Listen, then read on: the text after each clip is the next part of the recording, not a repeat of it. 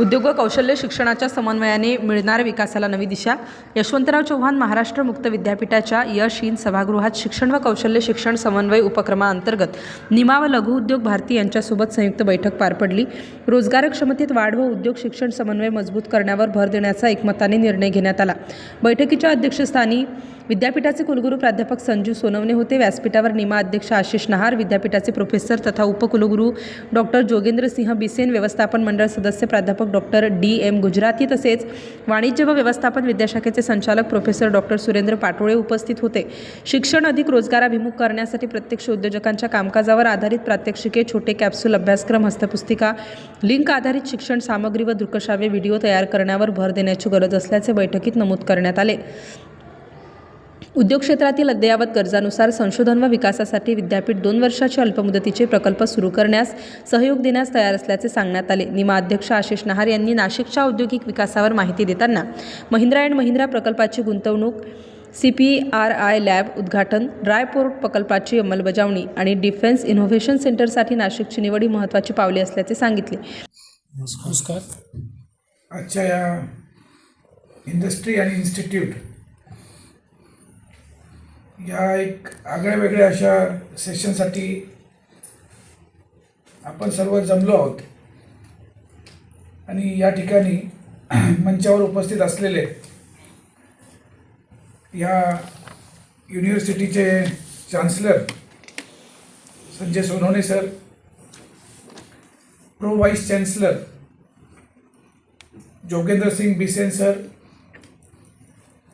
या युनिव्हर्सिटीचे director Surendra Patole sir, तसेच ज्यांनी हे सेशन घडून आणलं त्याच्यात मोठा वाटा उचलला असे गुजराती सर, तसेच उपस्थित असलेले माझे सहकारी लघुउद्योग भारतीचे अध्यक्ष निखिलजी तापडिया, तसेच सिन्नरच्या विकासात एक महत्त्वाचा वाटा उचलणारे स्टाईचे अध्यक्ष नामकर्ण आवारे साहेब, सर्व लघुउद्योग भारतीचे उपस्थित ऑफिस बेरर्स, निमाचे office bearers, executive committee members, sub committee members आणि खास करून उपस्थित असलेले श्रीकांतजी पाटील जे स्टार्टअप इंडियाचे मेंटर आहेत आणि नाशिकमध्ये ते सुद्धा डेव्हलपमेंटसाठी एक मोठा वाटा उचलत आहेत. तसेच उपस्थित युनिव्हर्सिटीचे सर्व प्रोफेसर्स, उपस्थित स्टाफ आणि सर्व बंधू आणि बहिणींनो, सर्वांना नमस्कार. खरं तर सोनवणे सरांनी जे सांगितलं की नाशिकची वाटचाल, खरोखर सर जेव्हा पाटोळे सर आमच्याकडे आलेत निमामध्ये आणि जेव्हा त्यांनी आम्हाला सांगितलं की आपल्याला इंडस्ट्री आणि इन्स्टिट्यूट मिळून काही नाशिकसाठी करायचं आहे, तर आम्ही लगेच त्यांना सांगितलं की आपण एक ब्रेनस्टॉर्मिंग सेशन आधी ठेवूया, त्याच्यातनं आपल्याला काय निष्पत्ती मिळते आणि मग आपलं एक रोडमॅप करूया. याचं मुख्य कारण असं होतं का आमचंसुद्धा त्याच्यात काही स्वार्थ होता, म्हणजे वैयक्तिक नाही, एक पॉझिटिव्हिटीकडे आपल्याला वळायचं आहे. हा आम्ही एक मूळ मंत्र आमच्या मनात सर्वांनी, आमचे जेवढे कमिटी मेंबर्स आहेत आणि सर्वांना घेऊन चालायचं आहे. या 2 मंत्रांवर आम्ही चालत आहोत. का आम्ही आता निमा असो, आयमा असो, लघुउद्योग भारती असो, स्टाईस असो, निवेक असो, नाईस असो, आम्ही सर्व औद्योगिक क्षेत्रात काम करणारे आणि झटत असणारे लोक आम्ही एक प्लॅटफॉर्मवर आणि नाशिकच्या विकासासाठी काम करीत आहोत. याचं मला सांगण्याचं ते अतिशय आनंद होत आहे. आणि हे करीत असताना आम्ही एक टार्गेट मनात ठेवलं की पॉझिटिव्हिटीकडे कसं वळायचं आपण. तर सर एक तुम्ही बघत असाल गेल्या 2 दशकापासून आपल्याला एक सांगण्याची सवय झाली आहे का आपल्याला कोणी लिडरशिपच नाही नाशिकमध्ये, आपल्याला कोणी दादच देत नाही सरकार दरबारी गेल्यावर, निम सरकारी दरबारी गेल्यावर. पण आम्ही हे एक ब्रीदवाक्य निमाचं करून घेतलं की आपल्याला निगेटिव्हिटीकडे काही बघायचं नाही आहे आणि एक पॉझिटिव्ह ॲटिट्यूड ठेवून का आपल्यालाच आपलं ते भार उचलायचं आहे आणि नाशिकचा विकास साधायचा आहे, असं एक आपल्याला सर्वांना ते उचलावं लागेल तो भार आणि आपल्याला एक नवीन दिशेने वाटचाल करावी लागेल. तर जेव्हा आम्ही हे सुरू केले कामं सर, तर अनेक वर्षापासून रेंगाळलेली कामं होती जी आपल्याला इंडस्ट्रीच्या विकासाला बाधा देत होती. तर आम्ही एक ते सर्व स्टडी करून आम्ही एक अजेंडा बनवला, एक रोडमॅप बनवला 2025चा, की आपल्याला एक जे करायचे आहेत कामं, असे तर 100 कामं आहेत, पण आम्ही ते 5 जे प्रायोरिटीचे कामं आहेत ते आम्ही आयडेंटिफाय केले आणि त्या दिशेने आम्ही ते काम करण्यास सुरुवात केली. आणि सुरुवात करीत असताना नाशिकला औद्योगिक गुंतवणुकीचे प्रमुख केंद्र बनण्याचा संकल्प त्यांनी व्यक्त केला. लघुउद्योग भरतीचे अध्यक्ष श्री निखिल तापाडिया यांनी जलसंवर्धन, पर्यावरण संरक्षण आणि गोदावरी स्वच्छता मोहिमेवर भर दिला. तसेच EV तंत्रज्ञान प्रचार व प्रसारासाठी सुरू असलेल्या उपक्रमाची माहिती दिली. गव्हर्नमेंट दरबारी त्यांचे जे काही कार्य आहे ते आपल्या सगळ्यांना कळालंच आहे आणि त्याच्यात नेहमी लघुउद्योग भारती, मी स्वतः ॲज अ निखिल तापडिया म्हणून सुद्धा त्यांच्यासोबत नेहमीच राहतो. लघुउद्योग भारतीचं एक छोटी ओळख करून देतो. आपण एक राष्ट्रीय पातळीवर असलेली एकमेव संस्था आहे जी स्मॉल स्केल इंडस्ट्रीसाठी काम करते. महत्त्वाचं कार्य म्हणजे पॉलिसी ॲडव्होकेसी याच्यावर गव्हर्नमेंटसोबत आपण राष्ट्रीय पातळीवर काम करतो. आपली प्रत्येक जिल्ह्यामध्ये जवळपास 450हून अधिक एकाई आहेत. तर आपला प्रेझेन्स हा प्रत्येक जिल्ह्यामध्ये आपल्याला सापडेल. 60,000हून अधिक महाराष्ट्रामध्ये आपले युनिट्स रजिस्टर आहेत आणि नाशिकमध्ये 500हून अधिक आहेत. माननीय पंतप्रधान मोदींना जे आत्मनिर्भर भारत आपण ऐकतो, तर त्या आत्मनिर्भर भारत जे आता सरांनी पण आपल्याला सांगितलं, तर स्मॉल स्केल इंडस्ट्रीचा ग्रोथ हाच एक सगळ्यात मोठा पाया आहे जिथे आपण आपल्या राष्ट्रीय पातळीवर आपली इंडस्ट्रीयल ग्रोथ करू शकू. आणि संजूजी, तुम्ही ज्या साधेपणाने आणि ज्या मार्मिक गोष्टी आम्हाला आज सांगितल्या त्या खरंच खूप मनाला लागून गेल्या. कारण एवढ्या साधेपणाने तुम्ही सांगत होते आणि त्या गोष्टी खरंच किती इम्पॉर्टंट आहे हा, आणि आपल्या युनिव्हर्सिटीचा किती मोठा सहभाग हा इनडायरेक्टली लाभलेला आहे हे सुद्धा आज आम्हाला त्यातून नक्कीच कळालेलं आहे. सगळ्या इंडस्ट्रीज आज बरेच आपले प्रतिनिधी आहेत इथे उपस्थित, तर त्यांनाही ते लक्षात आलेलं आहे. नाशिकमध्ये लघुउद्योग भारती इंडस्ट्रीच्या ग्रोथसाठी जे काम करते सर, तिथे आम्ही 3 विविध उपक्रम राबवतो. एक संवर्धन म्हणून आपला उपक्रम आहे. तिथे आम्ही इंडस्ट्रीचे जे लीडर्स आहेत, जे ओनर्स आहेत किंवा मग एका फर्स्ट लेवलला आहेत, त्यांची ट्रेनिंगचा आम्ही एक प्रोग्राम करतो. तर त्या ट्रेनिंगचा प्रोग्राम गेल्या 7 ते 4 वर्षापासून आपण करत आहोत.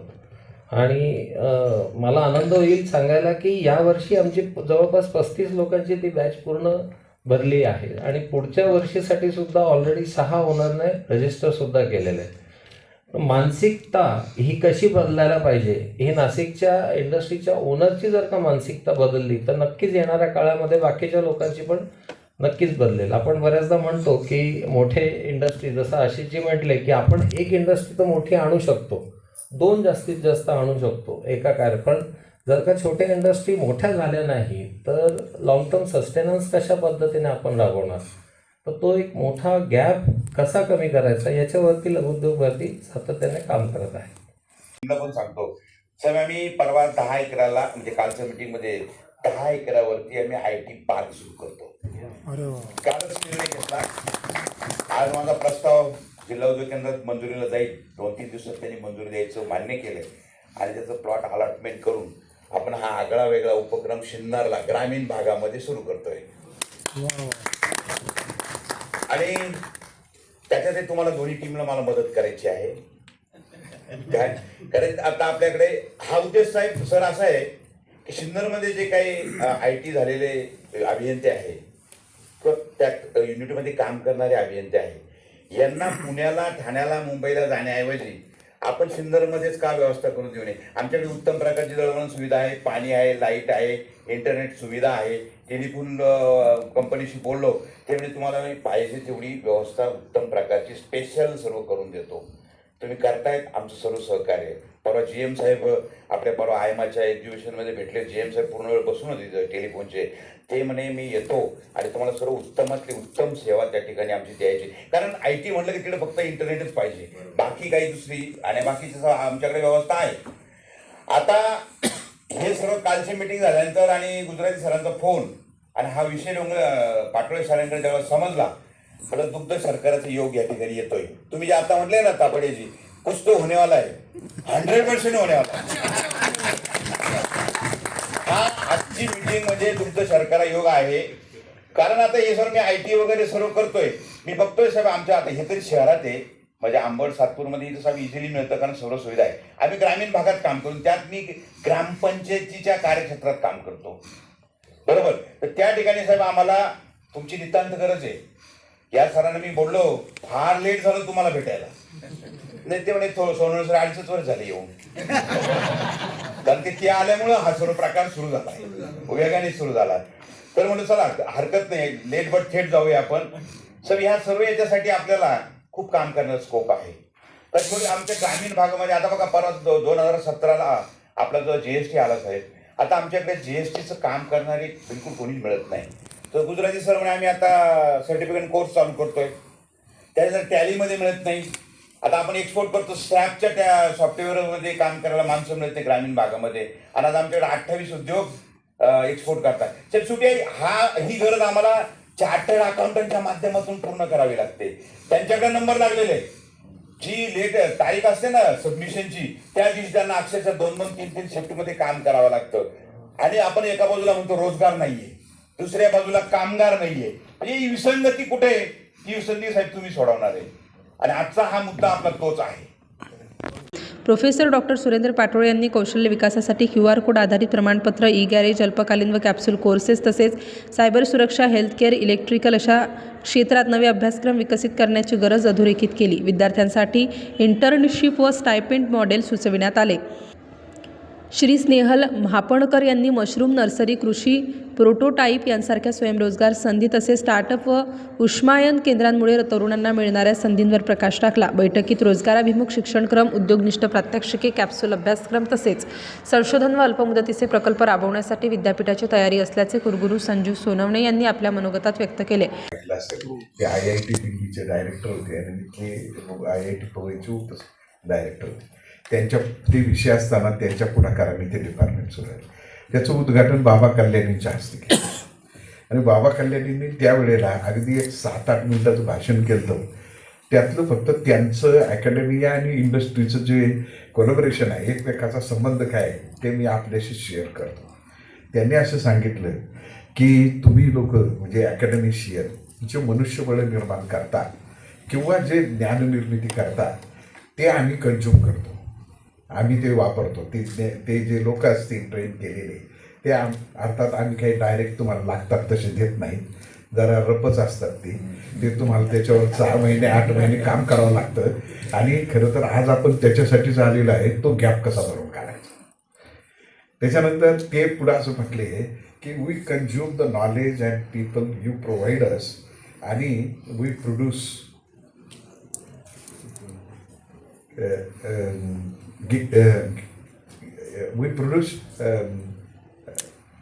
ते सांगितलं की wealth, we create wealth through the product and that wealth we transfer to the government in the form of tax and you consume that wealth as a salary.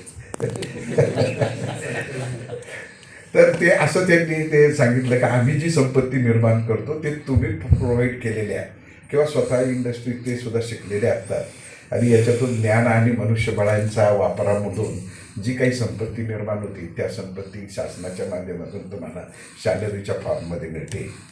आता हा जो ग्रोथ आहे, हा जो एक पारंपरिक असला तरीसुद्धा त्याचं सत्यता त्याच्यातून लांब होते. आज जर इंडस्ट्री नसती तर शासनाला एवढं उत्पन्न मिळालं नसतं आणि त्याच्यातून शासनाला हे वेलफेअर ॲक्टिव्हिटी लाडकी बहीण दाजीबातच काढला.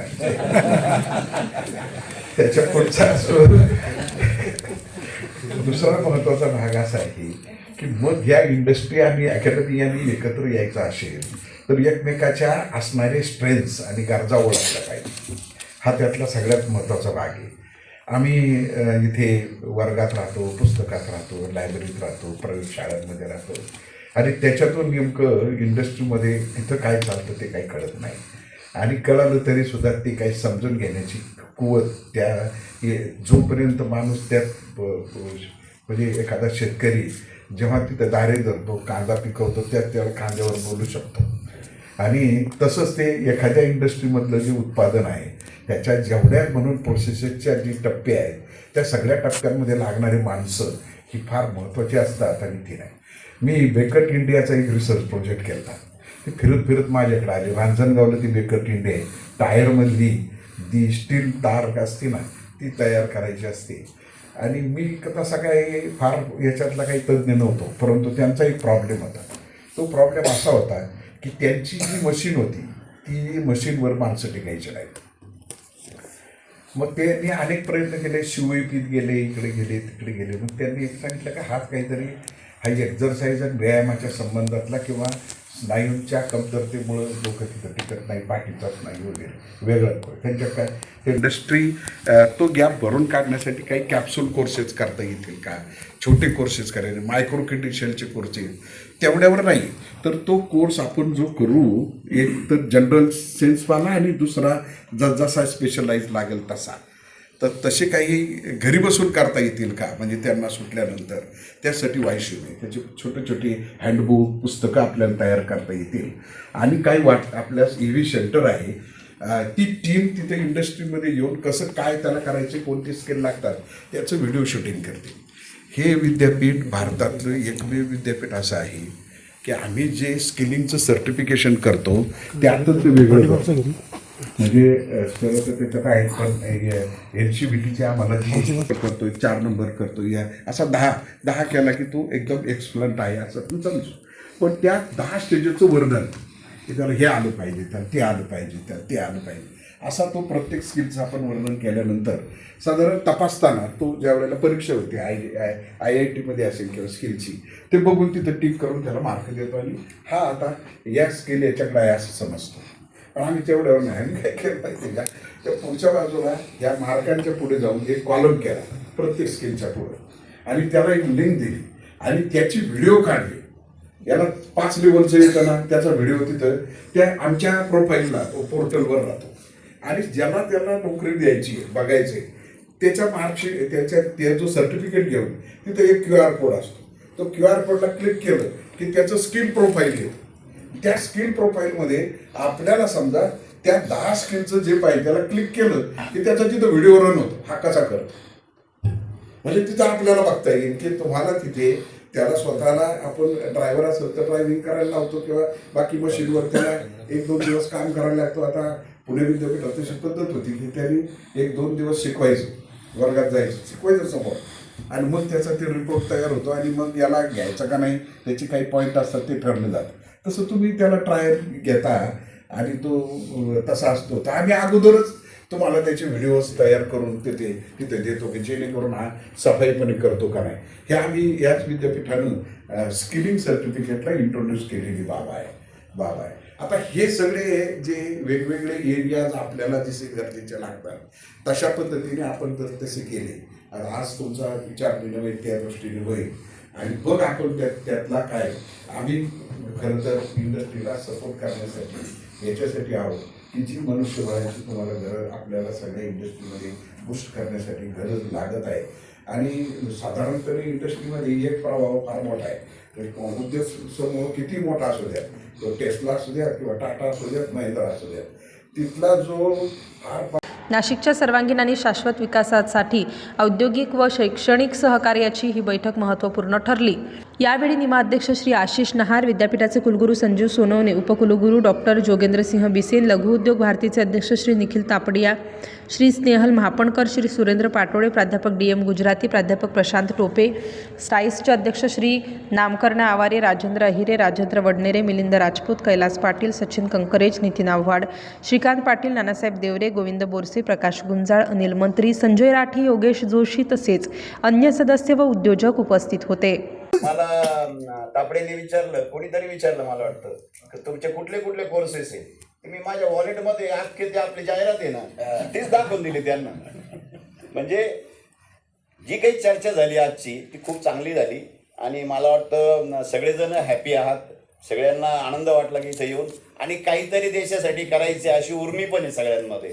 तर मला असं वाटतं आपण सगळेजण हातात हात घालून एकमेकांच्या काम करूया. मोदीजींचं जे स्वप्न आहे 2047चं आत्मनिर्भरचं, त्या स्वप्न पूर्ण करण्यासाठी आपल्या प्रत्येकाचा खारीचा वाटा त्याच्यामध्ये असणार आहे. आणि म्हणून मी स्पेशल थँक्स टू आशिषजी, त्यानंतर आमचे मित्र नामकर्ण आवारे साहेब आणि तापडिया साहेब. तुम्ही आले आणि मस्त चर्चा अशी झाली ना, मन मोकळी झाली. तुमच्या मनात जे काय होतं ते सगळे तुम्ही इथं मांडलं. खूप बरं वाटलं. राठी साहेबांनी त्यांच्या चांगल्या सूचना मांडल्या. या सर्वांना मी मनापासून धन्यवाद देतो. कुलगुरू सर आणि प्रकुलगुरू सर हेही इथं आज पूर्ण या सेशनमध्ये उपस्थित राहिले ना, आपल्याला मार्गदर्शन केलं, त्याबद्दल त्यांचे आभार मानतो. आणि पाटोळे सरांना मी सांगितलं आणि ते सगळं एक्झिक्यूट झालं. पाटोळे सर आणि सगळी टीम ही जी बघा चेहऱ्यावर नेहमीच स्माईल असते या टीमच्या. या स्टार न्यूज चॅनल नाशिकसाठी नानासाहेब देवरे.